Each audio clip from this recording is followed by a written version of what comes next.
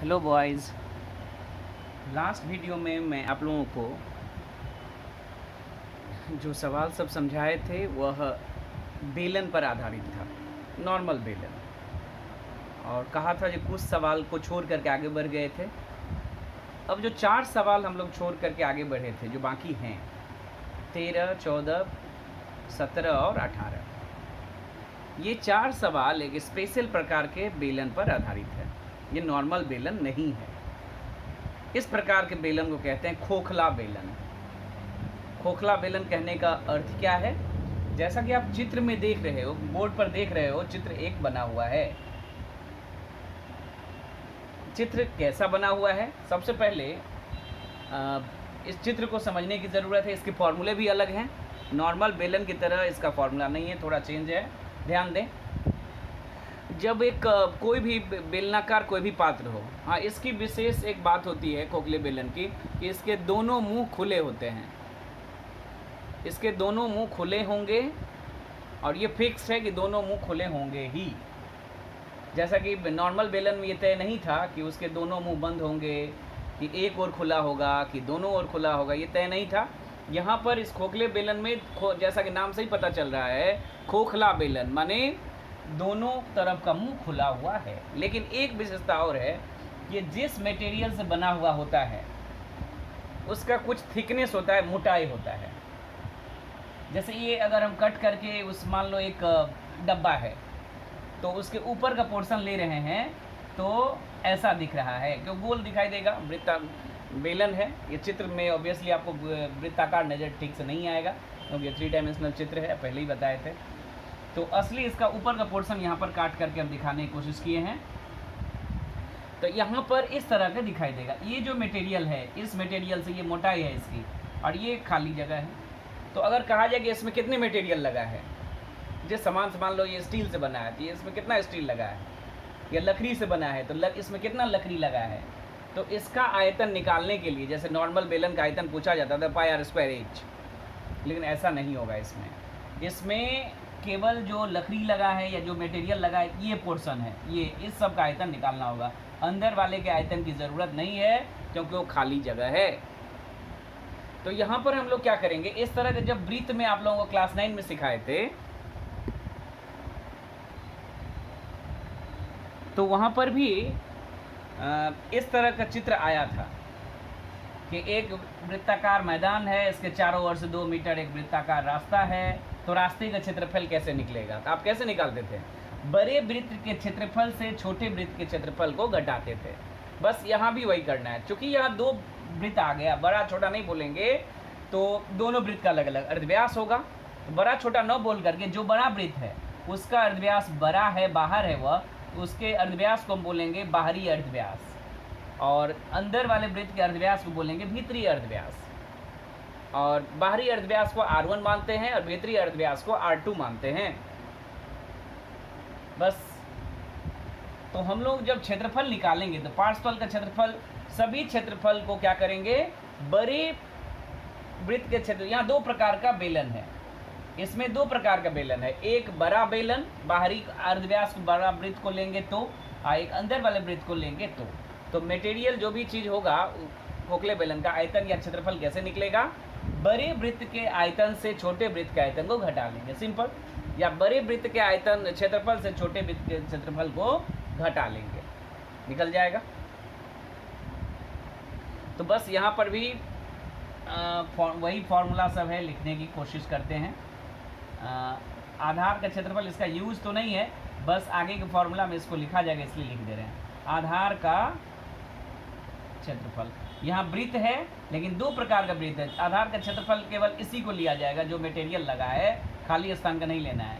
तो सिंपल, बड़े πr1², बड़े वृत्त का क्षेत्रफल होगा πr1², उसमें से घटाएंगे πr2²। तो एक ही साथ कॉमन लेने पर आ जाएगा πr1² माइनस r2² वर्ग इकाई।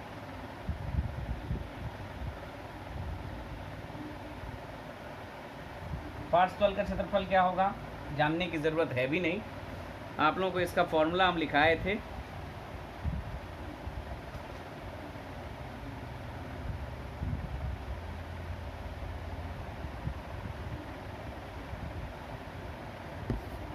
तो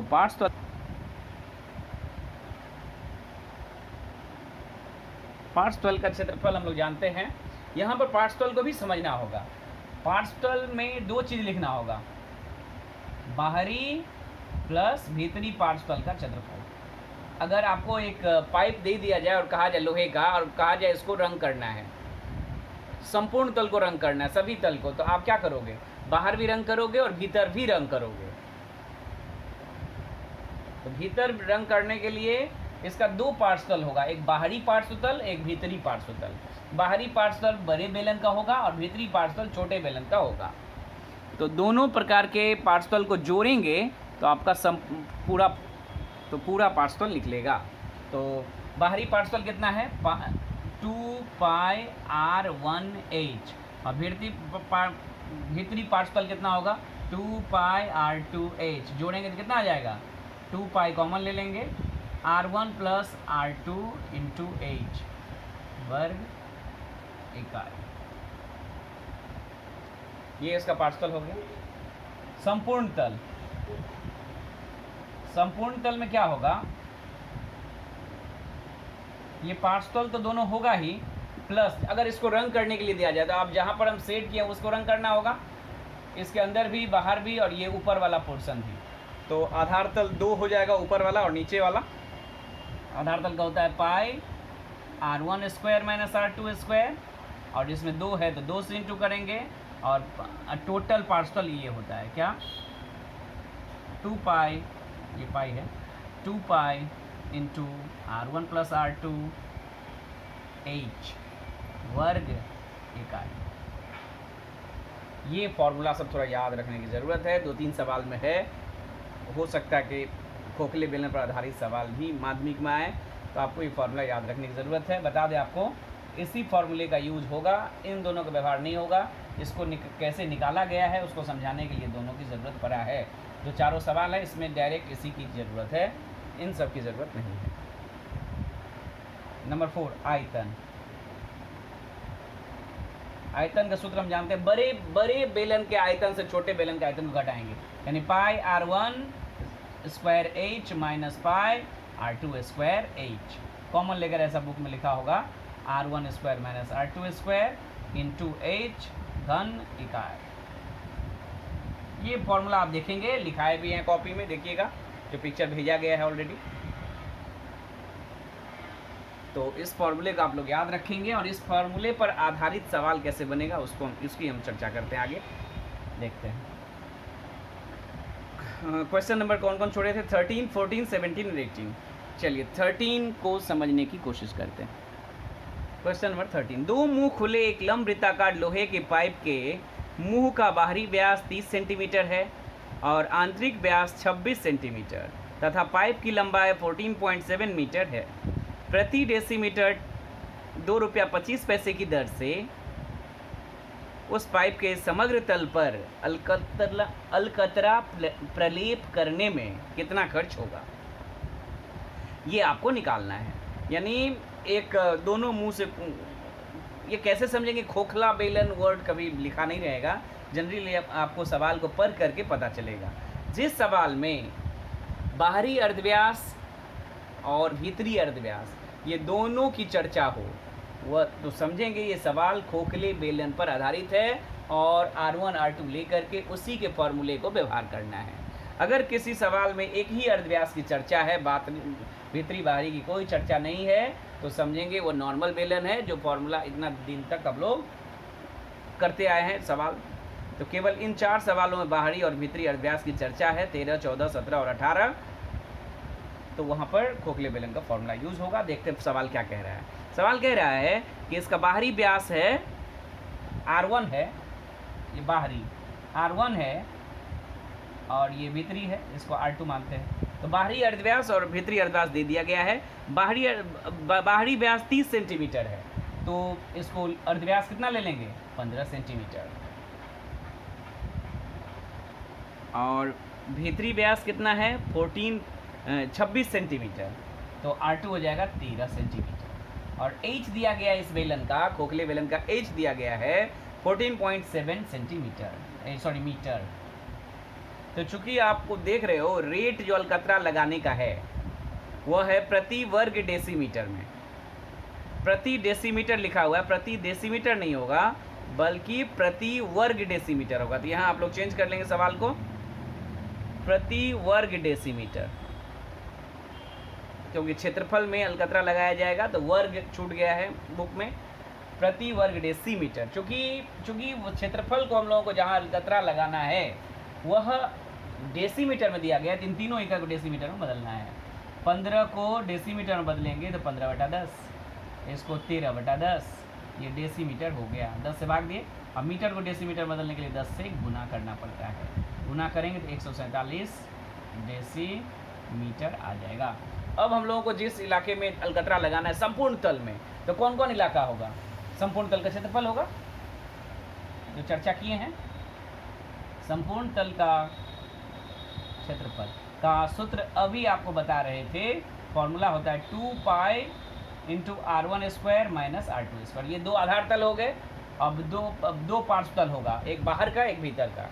तो 2 पाई r1 प्लस r2, 2 पाई r1h 2 पाई r2h, बस दोनों को जोड़ दिया गया है।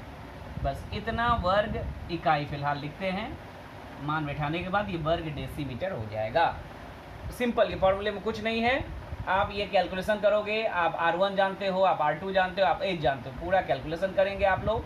कुछ क्षेत्रफल आएगा जो उसको लिखिएगा वर्ग डेसीमीटर, और इसके बाद लिखिएगा कुल खर्च बराबर, खर्च क्या होगा, जितना यहाँ आएगा उसको गुना कर देंगे 2 रुपये 25 पैसे में। ये जो आएगा ये कुल रुपया ही खर्च होगा। सही से कैलकुलेशन करिएगा तो आंसर मिल जाएगा। कुछ नहीं था इसमें। संपूर्ण तल का क्षेत्रफल बाहरी और भीतरी मिला करके जो फॉर्मूला होता है उसमें पुट करेंगे r1 r2 h को, और कैलकुलेशन करके जो वर्ग डेसीमीटर आएगा उसमें रेट से गुना करना है 2 रुपया 25 पैसे से।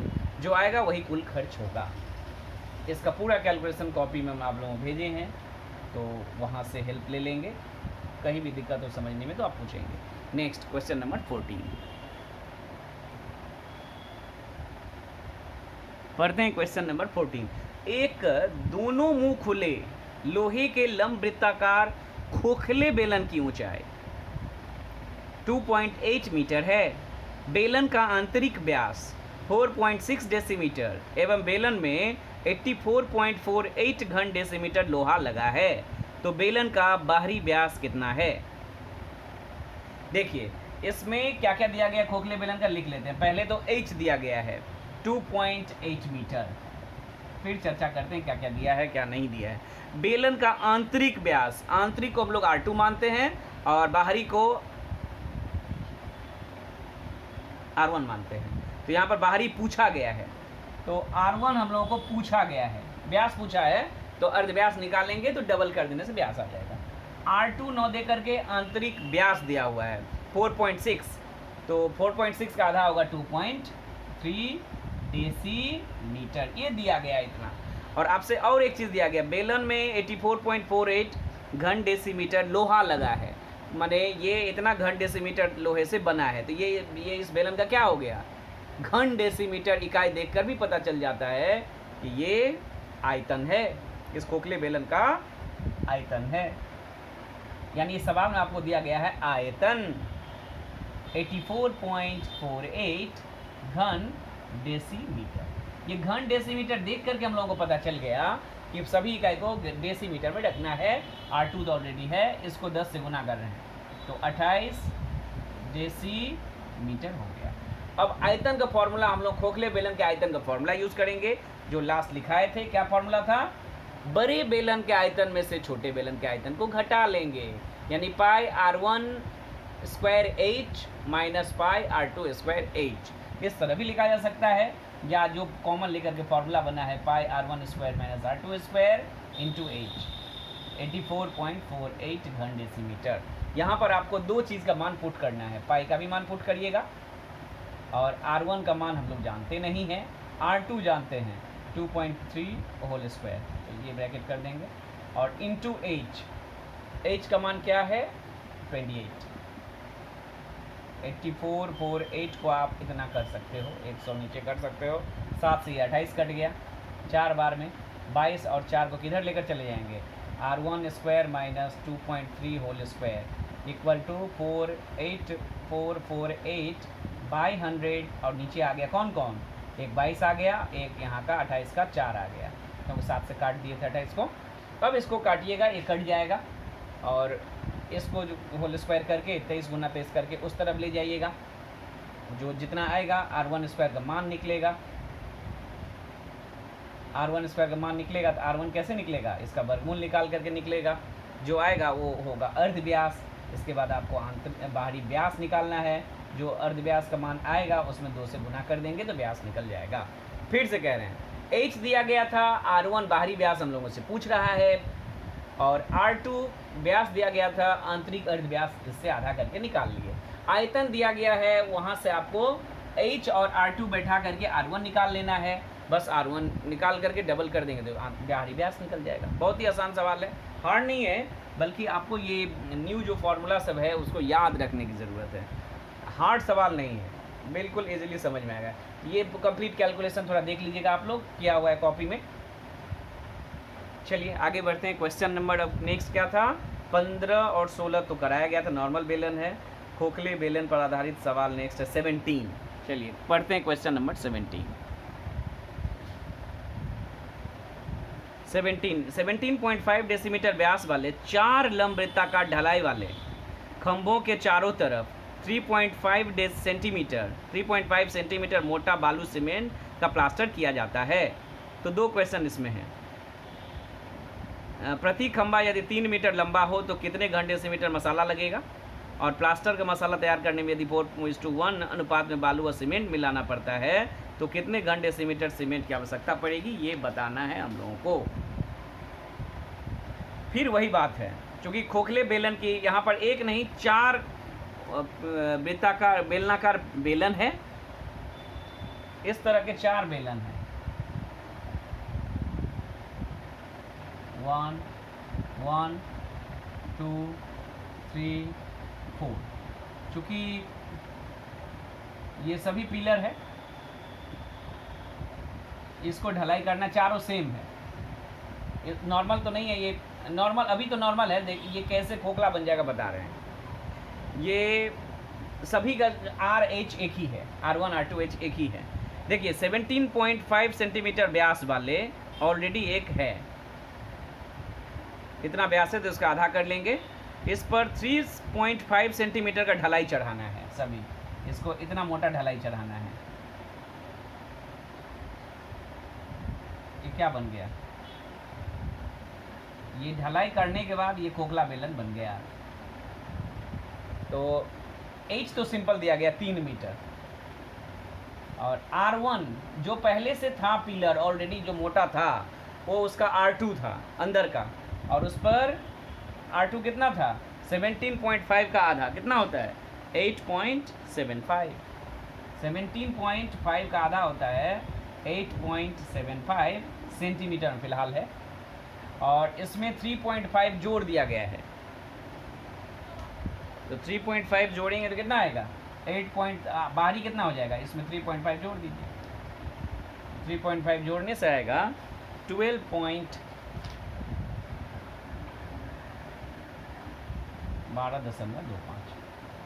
ये चलिए सेंटीमीटर में है, और आपका जो कितना मसाला लगेगा डेसीमीटर में, तो इसको डेसीमीटर बदलते हैं, 12.25 को 10 से भाग देते हैं, आ जाएगा 1.225 डेसीमीटर, और इसमें भी भाग देंगे तो आ जाएगा 8.75 में भी 10 से भाग देंगे तो आएगा 0.875 डेसीमीटर, और इसमें भी 10 से गुना करना होगा तो ये डेसीमीटर। डेसीमीटर सवाल में पहला ही सवाल में दिया गया था, कितना घन डेसीमीटर मसाला लगेगा, कितना घन डेसीमीटर लगेगा, अर्थ होता है इसका क्या निकालना है आयतन।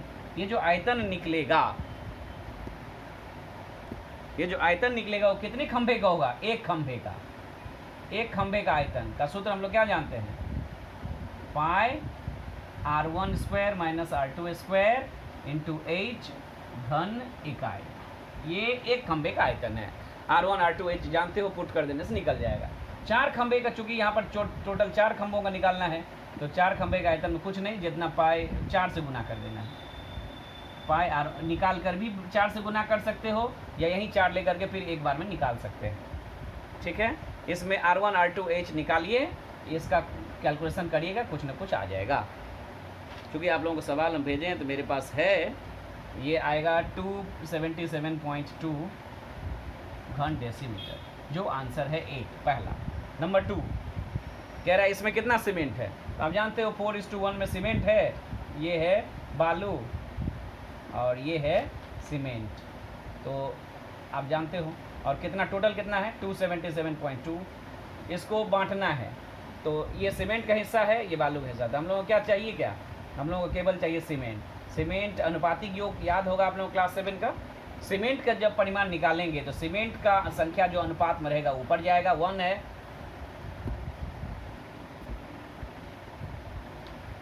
सीमेंट का संख्या है 1 ऊपर गया, और अनुपातिक योग 4 और 1 का अनुपातिक योग कितना होगा 5, और टोटल किसको बांटना है, जो मसाला आया है इसको काटिएगा, आ जाएगा सीमेंट का परिमाण कितना होगा।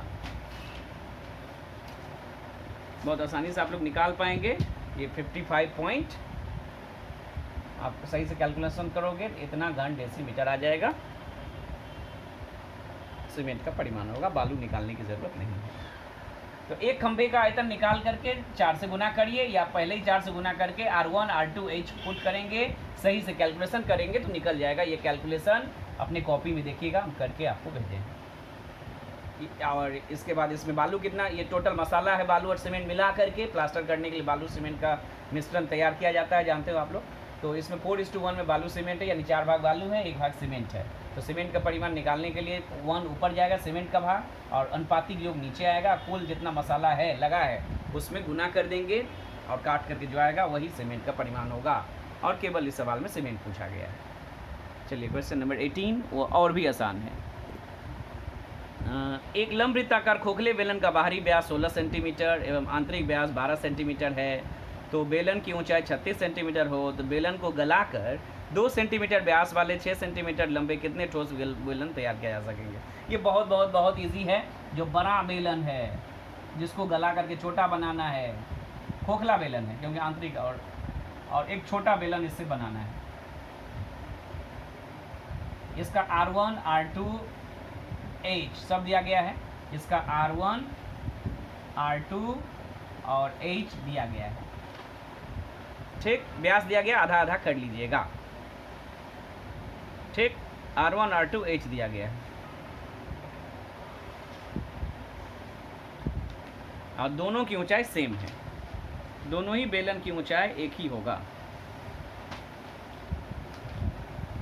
क्या दिया गया, एक लंबवृत्ताकार खोखले बेलन की व्यास है 16 सेंटीमीटर और 12 सेंटीमीटर आंतरिक है, तो 8 और 6 हो गया, इसका 8 हो गया, इसका 6 हो गया, और बेलन की ऊंचाई है 36 सेंटीमीटर, 36 हो गया। तो बेलन को गलाकर 2 सेंटीमीटर व्यास वाले एवं 6 सेंटीमीटर लंबे, ये फिर आंतरिक बेलन नहीं है, नॉर्मल बेलन है। ये तो खोखला बेलन था, वो नॉर्मल बेलन है, तो R1 R2 नहीं होगा, इसमें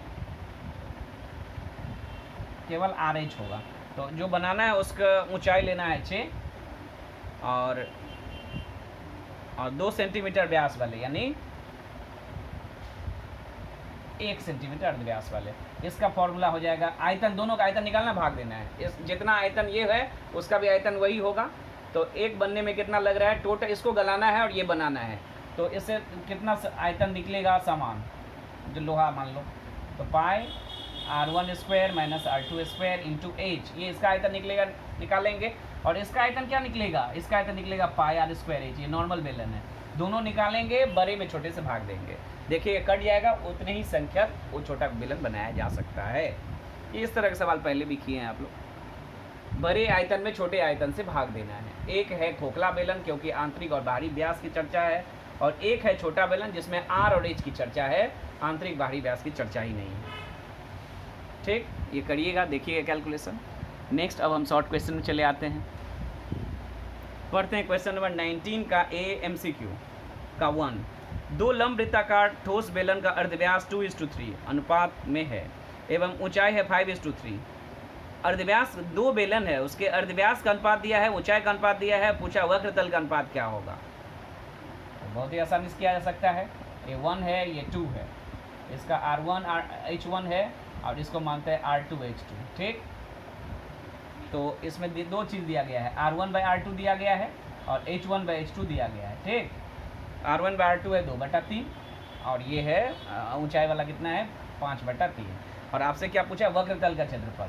क्या फॉर्मूला होता है, 2 पाई, पहले का है तो R1H और दूसरे का है R1H1 और दूसरे का है तो 2 पाई R2H2।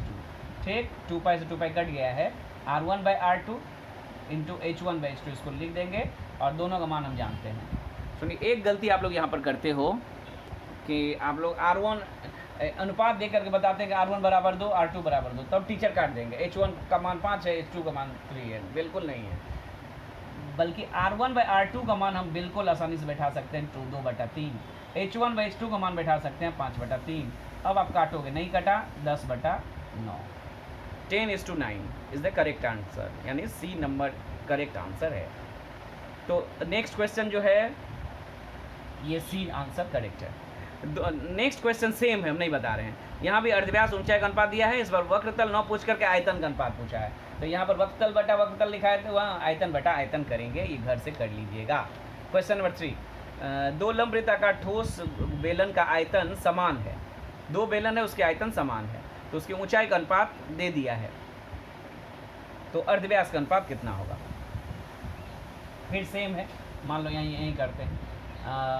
3 नंबर, 2 नंबर घर के लिए है, 3 नंबर क्या क्या सेम, ये 1 और 2 सेम इसी टाइप से सब सवाल दिया गया है। R1H1 R2H2 क्या इक्वल है, क्या इक्वल है, आयतन इक्वल है। आयतन क्या है, pi R1² H equal to pi R2² H, ये बराबर दे दिया गया है। H1 H2 कर दीजिए। और ऊंचाई का अनुपात दिया गया है, तो अर्धव्यास का अनुपात आपसे पूछा। ऊंचाई का अनुपात इसको आप कर सकते, पाई से पाई कट गया, R1² नीचे लाए इसको, और H1² H2², स्क्वायर नहीं है नॉर्मल। तो सब कुछ लाने के बाद क्या होगा, 1 बच जाएगा। R1/R2 का मान दिया गया है ना, ऊंचाई का अनुपात दिया गया, R1/R2 नहीं दिया है। R1/R2 इसको छोड़ देते हैं। H1/H2 का मान कितना है, 1/2, 1 अनुपात 2 माने 1/2, क्रॉस मल्टीप्लाई, 2 को उस तरफ लेकर चला जाते हैं। R1/R2 whole square equal to 2, तो इसका R1/R2 कितना होगा, √2, इसको लिख पाएंगे √2:1। R1/R2 का अर्थ ही होता है R1/R2, जो आ गया √2/1, जो कि है आंसर में B is the correct answer. Next 4 number, एक लंब वृत्ताकार, ये सब देखिएगा, एक लंब वृत्ताकार बेलन का अर्धव्यास को आधा एवं ऊंचाई को 2 गुना करने में बेलन का आयतन कितना होगा, पहले से कितना हो जाएगा। बहुत ही, ये भी बहुत इजी है, 2 नंबर भी वही है। देखिए क्या बोला है, R1H1 इसका है RH और इसका R2H2। देखिए क्या बोला है कि इस बार नहीं, R1H1 लेने की ज़रूरत भी नहीं है यहाँ पर। देखिए क्या बोला है, इसमें बोला RH ही लीजिए, अनुपात तो नहीं दिया गया, R1H1 लेने की ज़रूरत नहीं। कह रहा है अर्धव्यास को आधा कर दीजिए, यानी R/2 हो गया, और ऊंचाई को 2 गुना कर दिया, यानी 2H हो गया। ऐसा करने पर आयतन क्या होगा, पहले से बेलन का आयतन कितना हो जाएगा, आधा घटेगा कि बढ़ेगा कि बराबर रहेगा, देखते हैं चेक करके।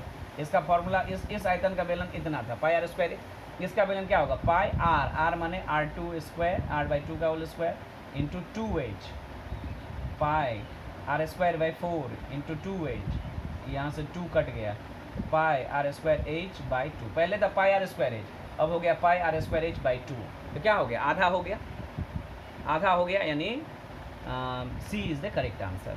और 5 नंबर में ठीक उल्टा है, बेलन के अर्धव्यास को 2 गुना करना है, ऊंचाई को आधा, माने R हो जाएगा 2R और H हो जाएगा H/2। तब बैठा कर देखिए क्या आ रहा है, डबल आ रहा है कि 4 गुना आ रहा है, देख लीजिएगा। नेक्स्ट क्वेश्चन नंबर बी में ट्रू और फॉल्स आपको बताना है। ट्रू फॉल्स बताने के लिए पढ़ते हैं स्टेटमेंट को। एक लंब वृत्ताकार बेलनाकार ड्रम का अर्धव्यास 8 सेंटीमीटर एवं ऊंचाई 8 सेंटीमीटर है। ठीक, इस ड्रम का आधा भाग जल से भरा होने पर आयतन क्या पाई R² H होगा, नहीं, पूरा ड्रम अगर ले लिया जाए तो पाई R² H। आधा ड्रम में पानी है तो आधा ड्रम का क्या होगा, पाई R² H/2 होना चाहिए, तो ये बिल्कुल गलत है। ये पूरे ड्रम का दे दिया है, आधे ड्रम का होगा, 2 से भाग देना होगा। चलिए, एक लंब वृत्ताकार बेलन का अर्धव्यास 2 इकाई होने से बेलन की किसी भी ऊंचाई के लिए बेलन का आयतन वक्रतल का आयतन संख्यात्मक मान समान होगा क्या? बेलन का अर्धव्यास 2 होने पर ये बेलन का बी का 2 नंबर है ट्रू फॉल्स का, ये दो चीज़ इक्वल करके देखिएगा क्या आ रहा है। ये आपको लिए छोड़ रहे हैं हम। आयतन pi r square h equal to वक्रतल का क्षेत्रफल 2 पाई आर एच। देखिएगा आर का मान क्या आएगा। अगर 2 आ गया तो आप कहेंगे ये ट्रू है, अगर आर का मान 2 नहीं आया तो ये ट्रू नहीं है। किसको किसको इक्वल करेंगे? आयतन और वक्रतल को, क्षेत्रफल को के फॉर्मूला को। ठीक है, नेक्स्ट आप अब बताते हैं fill in the blanks. Question number 19 का सी का 1 पढ़ते हैं। एक आयताकार क्षेत्रफल जैसे कागज़ की लंबाई L, माने एक आयताकार कागज़ का टुकड़ा है, उसकी लंबाई लिया गया है L और चौड़ाई लिया गया है B। मान लीजिए इस तरह है, ये टोटल लंबाई को L माना है, इसको B माना है चौड़ाई को। ठीक, अच्छा, कह रहा है आयताकार क्षेत्रफल के आयताकार कागज़ को मोड़ कर एक लंब वृत्ताकार बेलन तैयार किया गया। बिल्कुल ठीक है, एक आप कॉपी के पन्ने को लेकर के गोल कर दोगे तो बेलन बन जाएगा, जिसकी परिधि कागज़ के लंबाई के समान है। करेक्ट, लंबाई के बराबर मोड़ा है इसको। तो बेलन के वक्रतल का क्षेत्रफल कितना होगा? इसको अगर मोड़ दिया जाए तो ये जो बेलन बनेगा, इसकी लंबाई ये परिधि के बराबर है, तो ये जो हाइट जो है वो क्या होगा? वो बी ही होगा। ठीक, बी ही होगा। तो वक्रतल का क्षेत्रफल का फॉर्मूला क्या होता है? 2 पाई आर। आर कितना हो जाएगा? आर कितना होगा बताइए? 2 pi r into h. 2 pi r into h. H तो बी है। देखिए यहाँ क्या दिया गया है, यहाँ बोला गया है लंबाई के बराबर मोड़ना है। लंबाई के बराबर मोड़ना है तो इसका जो अर्धव्यास होगा, हम लोग यहाँ पर क्या चाहिए? हम लोगों को चाहिए लंबाई तो मिल गया, इसकी h मिल गया, इसका अर्धव्यास चाहिए। अर्धव्यास कैसे निकलेगा? इसका जो परिधि है, ये जो मोड़ा गया है, इसी को लंबाई को ही मोड़ा गया है। इसका जो परिधि है, परिधि क्या होता है? 2 पाई आर। और ये किसके बराबर है? इसके लंबाई के बराबर है, क्योंकि लंबाई को ही मोड़ा गया, गोल कर दिया गया है। तो यहाँ से आर का मान निकालते हैं, कितना होगा? L/2 pi. आर का मान कितना निकला? L/2 पाई। यहाँ बैठाते हैं फॉर्मूला में। किसके फॉर्मूला में? वक्रतल का फॉर्मूला होता है 2 pi r h. 2 pi r, r कितना निकला? L/2b into h, H B, इतना इकाई। ठीक, बी के साथ बी कट गया, 2 के साथ कट गया, 2b नहीं, सॉरी 2b नहीं, 2 पाई, सॉरी। आर की जगह कितना? L/2 पाई। L/2 पाई, 2 से 2 कटेगा, पाई से पाई कटेगा, बचेगा कौन? LB, वर्ग इकाई नहीं, वर्ग इकाई। और ये जब आप लोगों को पिक्चर भेजे थे तो शायद वहाँ पर कैलकुलेशन थोड़ा ठीक नहीं था। आप इस वीडियो को देख करके उस कैलकुलेशन का ठीक कर लीजिएगा। LB is the correct answer. C का 1 था ये, सी का 2। एक लंब वृत्ताकार बेलन का अर्धव्यास 3 सेंटीमीटर एवं ऊंचाई, एक लंब वृत्ताकार बेलन का अर्धव्यास दिया गया 3 सेंटीमीटर और ऊंचाई दिया गया 4 सेंटीमीटर। तो बेलन के भीतर जो डंडा रखा जा सकता है उसकी लंबाई कितनी होगी? तो सिंपल, एक बेलनाकार बेलन है, नॉर्मल बेलन है, इसके अंदर जो डंडा रखा जाएगा वो कैसे होगा? वो ऐसे रखा जा सकता है मैक्सिमम, यहाँ पर इस छोर से इस छोर तक। तो ये जो पूरा लेना होगा, ये क्या होगा? ये व्यास होगा। और ये ऊंचाई कितना? इसका क्या दिया गया है? 2 चीज़ दिया गया है। अर्धव्यास 3 सेंटीमीटर दिया है, हम लोगों को व्यास लेना है तो कितना हो जाएगा? 6, और ऊंचाई 4 है। तो ये एक समकोण त्रिभुज है। समकोण त्रिभुज में किसको क्या निकालना है? कर्ण निकालना है। कर्ण स्क्वायर का फॉर्मूला क्या होता है? आप जानते हो पाइथागोरस के सूत्र से, लंब स्क्वायर प्लस आधार स्क्वायर। क्लास 9 में भी था, ये यूज़ किए बहुत जगह, और 10 में आकर के ये थ्योरम के रूप में भी दिया है। इसको प्रमाण करेंगे हम लोग बाद में। तो लंब क्या है? 4 का स्क्वायर और 6 का स्क्वायर आधार है। 4 का स्क्वायर 16 होता है, 6 का स्क्वायर 36 होता है, जोड़ने पर 52 होता है। और ये कर्ण स्क्वायर का मान है, कर्ण का मान निकालेंगे तो 52 का रूट हो जाएगा। यहाँ भी छोड़ सकते हो या इसको खंड कर सकते हो। 2 गुना 2 गुना 13, 2 के लिए 1 2 निकल गया और ये 1 13 वहीं पर रह गया, इतना ही का है। ये इसी को सर्ड कहते हैं, जो नेक्स्ट चैप्टर है, चैप्टर नंबर 9, जो पूरी तरह वर्गमूल ना निकले, कुछ संख्या रूट के अंदर ही छूट जाए, तो वह सर्ड या करनी कहलाता है। नेक्स्ट वीडियो इसी चैप्टर का आएगा। तो चलिए, कर्ण आ गया 2√13 इकाई, सेंटीमीटर यहाँ दिया गया, इकाई नहीं सेंटीमीटर। क्वेश्चन नंबर 3, एक लंब वृत्ताकार बेलन का आयतन और वक्रतल का संख्या मान समान होने से बेलन का व्यास कितनी होगी? अभी चर्चा किए थे ट्रू फॉल्स में। आयतन और वक्रतल के फॉर्मूला को बराबर करिए, आर का मान निकलेगा, वहाँ से 2 से गुना करिए, व्यास निकल जाएगा। ठीक, ये घर से करिएगा। 20 का 1। क्वेश्चन नंबर 20 पढ़ते हैं। क्वेश्चन नंबर 20 का 1, एक लंब वृत्ताकार बेलनाकार खंभे के वक्रतल का क्षेत्रफल 264 वर्ग सेंटीमीटर एवं आयतन 924 घन सेंटीमीटर है होने से खंभे का अर्धव्यास की लंबाई कितनी होगी? ये एग्जैक्ट सवाल बगैर कुछ चेंज किए, एग्जैक्ट। ये क्वेश्चन नंबर एक्सरसाइज का 3 नंबर सवाल है, बगैर 264 भी वहाँ यहाँ वक्रतल वहाँ है और आयतन भी 924 घन मीटर है। तो एग्जैक्ट सेम सवाल को देखकर आप लोग घर से बना लेंगे। नंबर 2, क्वेश्चन नंबर 2, चलिए पढ़ते हैं क्वेश्चन नंबर 2। एक आयताकार बेलन के वक्रतल का क्षेत्रफल c वर्ग इकाई एवं आधार के व्यास की लंबाई r है, तो आयतन घन होने से, आयतन v घन इकाई होने से सबका फॉर्मूला लिखते हैं, और क्या, और कुछ नहीं करना है। और CR/V का मान आपको निकालना है, CR/V का मान आपको निकालना है। C क्या है? C है वक्रतल का क्षेत्रफल, क्या होगा? 4πRh, और R तो R ही है, और V क्या है? Form πr²h। ये तो आसानी से आप निकाल सकते हो, सब कुछ कट जाएगा, 4 बचेगा। नेक्स्ट नंबर 3, ये समझ में आया? आप अलग से भी लिख सकते हो। C का मान, ये वक्रतल का क्षेत्रफल है, फॉर्मूला बैठाया गया, R ही है, और V चूँकि आयतन है, फॉर्मूला हम जानते हैं, काटने पर जो आएगा वही इस राशि का मान होगा। क्वेश्चन नंबर 3, एक लंब वृत्ताकार बेलन का ऊंचाई है 14 सेंटीमीटर एवं वक्रतल का क्षेत्रफल दिया गया है 264 वर्ग सेंटीमीटर, तो आयतन कितना होगा? तो वर्ग h दिया गया है, वक्रतल के क्षेत्रफल का फॉर्मूला यूज करेंगे 2πRh, वहाँ पर h पुट करेंगे तो r निकल जाएगा, और RH जानने से बेलन के आयतन में इसको पुट कर देंगे। ये आप घर से बनाएंगे, बहुत ईजी है। वक्रतल का हेल्प ले करके r निकाल लेंगे और r और h को आयतन के फॉर्मूला में पुट कर देना है, बहुत ईजी है, आप खुद बनाइए। नंबर 4, दो लंबे वृत्ताकार बेलन की ऊंचाई का अनुपात 1:2 एवं उनके परिधि का अनुपात 3:4 होने से आयतन का अनुपात कितना? ये भी बहुत ईजी है, चलिए इसकी एक बार चर्चा कर लेते हैं। ये R1 है, ये R2 H2 है। दो चीज़ दिया गया है और आपको निकालना है πr1² H1/πr2² H2, ये निकालना है। आयतन का अनुपात निकालना है।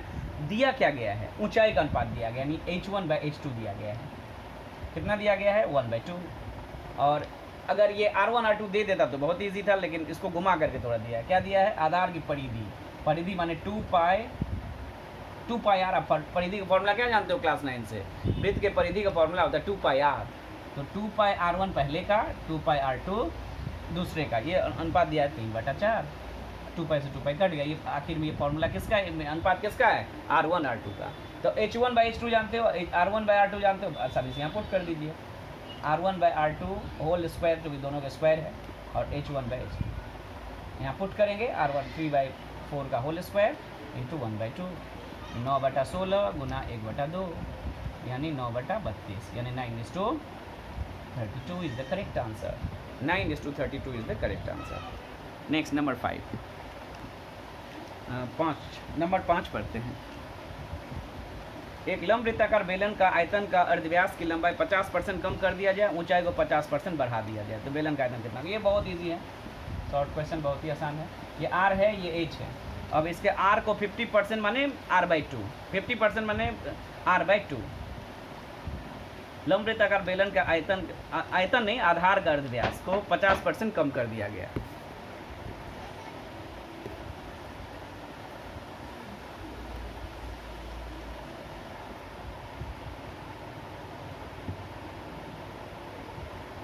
तो ये क्वेश्चन नंबर 5 में क्या था, बेलन का अर्धव्यास हम मान लेते पहले था r और ऊंचाई था h, और अब अर्धव्यास क्या हो गया 50% कम कर दिया गया, यानी r था, r में से r/2 को घटा लेंगे, r/2 इसका सभी भी इकाई लिख दीजिएगा, और ऊंचाई को 50% बढ़ा दिया जाएगा, h था और h/2 उसमें ऐड हो जाएगा, बढ़ गया 3h/2। तो उस समय आयतन था πr²h, अब आयतन देखिएगा r की जगह r/2 बैठाए हैं और h की जगह 3h/2, ऐसा करने से आ गया 3πr²h/8। तो आयतन कितना बढ़ा या घटा? घटा है। आयतन कितना घटा है? माइनस कर रहे हैं, πr² में से घटाएंगे 3πr²h/8, घटाएंगे तो आएगा बेंजोड़ करके 3πr²h/8। ये कितना परसेंट है? आयतन में कितने परसेंट माने कितना परसेंट कम हुआ? कमी का परसेंट कितना हो गया? आयतन में कमी का प्रतिशत होगा जो अभी घटा है, यानी πr²h/8, और ओरिजिनल इसका आयतन कितना था? πr²h, πr² से घट गया इंटू 100% में बदलने के लिए, तो आ गया 5/8 इंटू 100। इसको काटिए 4 से 25/2, 125/2%। इसको आप पूर्णांक में तोड़ सकते हो, 62 पूर्णांक बटा 2। इसको देख लीजिएगा ठीक से, ये बनाकर भी भेजा गया है। तो इस तरह से ये चैप्टर पूरी कंप्लीट होता है पूरा। आप सभी बच्चे अपने कॉपी में पेयर करके मुझे भेजिएगा व्हाट्सएप में, जहाँ जिसको जो प्रॉब्लम होगा पूछेंगे। कुछ दिन के लिए नेक्स्ट चैप्टर अभी नहीं देंगे, आप लोग ये सभी बच्चे कंप्लीट कर लोगे तो नेक्स्ट चैप्टर द्विघात करनी जो है सर्ट्स है उसको चलना है। Thank you.